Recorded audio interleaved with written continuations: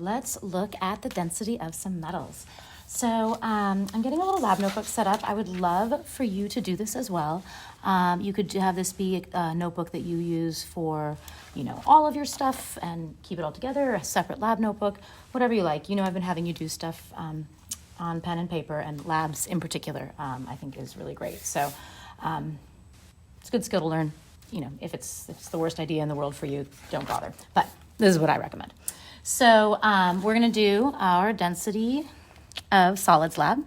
We are going to look at a couple of things with some metal samples. Okay, so I have a little bucket of metal samples here, and I know exactly what they are, but I'm also kind of afraid I don't. I'm afraid they might be something called alloys, which means they're a little bit of a mixture. So I want us to find their different densities and see if they're as pure as I think they are. So that's the way we're going to run this one this time. Purely a, kind of a quality control sort of a lab, okay?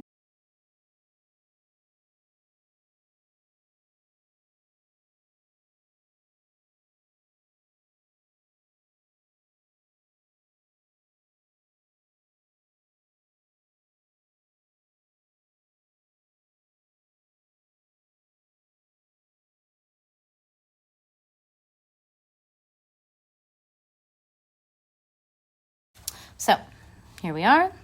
This is what we're going to do, right? So we're going to need a data table, right? So let's make a data table. So on our data table, we are going to need to record mass and volume, right? And we're going to need to do that for multiple pieces of metal. I'm also going to want to do multiple trials on my volume.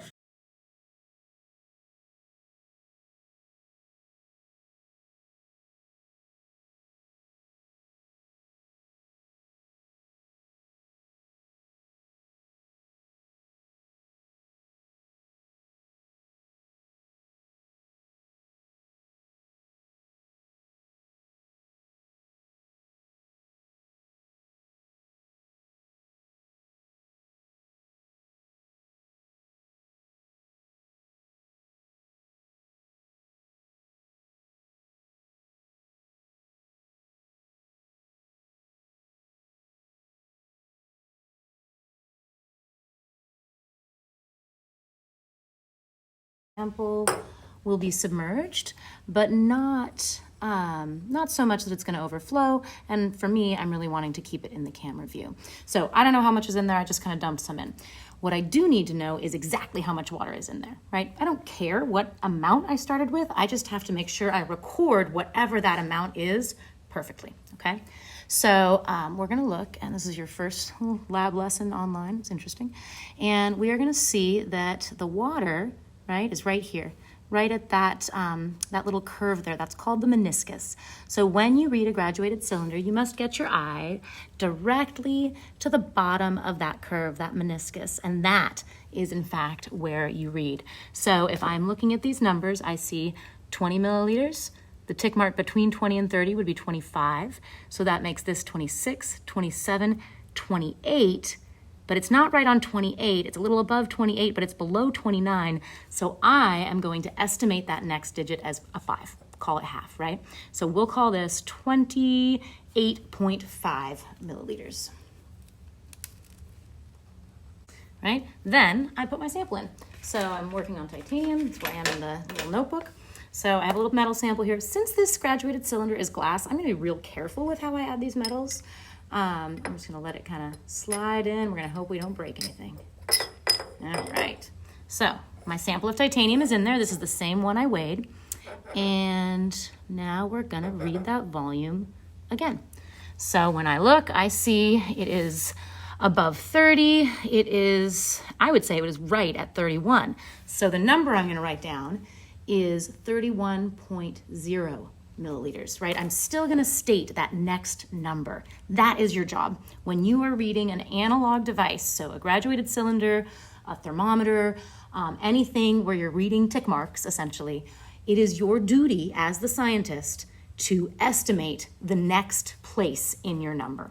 That is what is expected of you. So anytime I read a volume measurement, I assume that that last digit is uncertain, okay? So that's where I am so far. This is my first try. Now, gotta get it out of here, so I'm gonna dump it out, and I'm gonna do it one more time, right? So why do we repeat experiments, right? Why is it that we feel the need to do it again. So anytime you are, a human, you don't do things perfectly. Like just period, anytime, all the time. It just is that way. So there is an inherent amount of error in everything that we do. And there's a level of that we can literally not fix, right? It's just always going to be there to some extent. But what we can do is we can eliminate that error's impact, that random error. We can eliminate the impact it has on the results we get, on the findings we find, by doing multiple tries and then finding average values, right? So if you do the same experiment again and again and again and again, the chances of the random errors all being the same every single time are very, very, very small. So what's actually going to happen is that you are going to instead have them kind of average out. Because if it's random, sometimes it'll be a little high, sometimes it'll be a little low, whatever.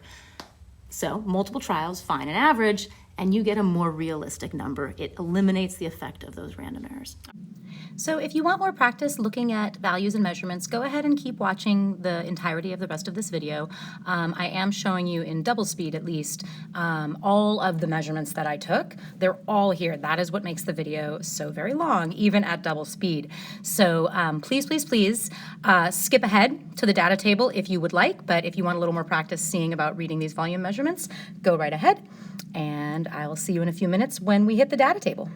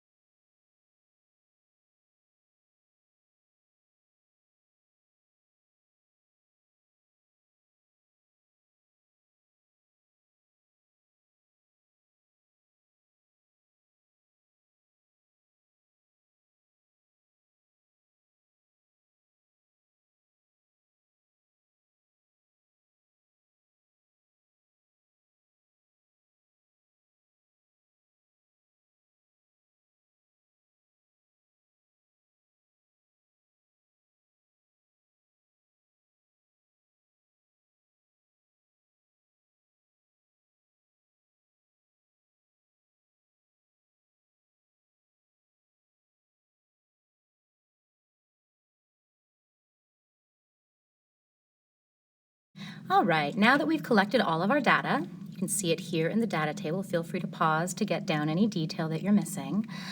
Now, what are we going to do with this data? To process the data, you're going to look at this in two different ways. You're going to take the first set of data, all of the metals except for the alloy. And you are going to utilize those, and you're going to use the equation D equals mass over volume, right, to get density. So you're just going to go through, calculate the density for each and every one of those trials, average the two trials that were for the same sample, and then you can report out on the densities of those metals. I want you to get on Google, look up the known values for the densities of those metals, and compare the two so we can see if these samples are pure or not. The other part of the lab that I want us to do is to play with some graphs. So you're going to take the data for all of the copper chromium samples, the 3 different samples, both trials for all of them, and you're going to plot them on a graph showing mass versus volume. Then you're also going to look up the density of both copper and chromium. You're going to assume that you have 2 samples of each, one that is 10 grams and one that is 20 grams. And you are going to utilize those assumed sample sizes and the density that you looked up to figure out the mass that they would be. Then go ahead and plot that data as well. So plot the mass and volume that you come up with there on your graph also. So your graph is going to have a lot of data points.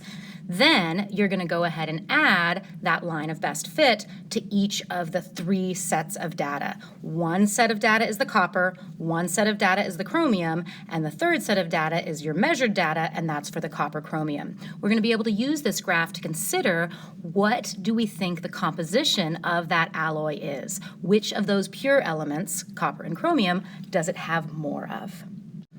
So just to recap, you're going to take this data, you're going to do some math with most of the metals, you're going to save those alloy pieces to make a graph, you're going to do some Google research, and in the end, you're going to make a little report that tells me, 1, does it seem like most of those metal samples are pure or not? And 2, what do you think the composition of that alloy is?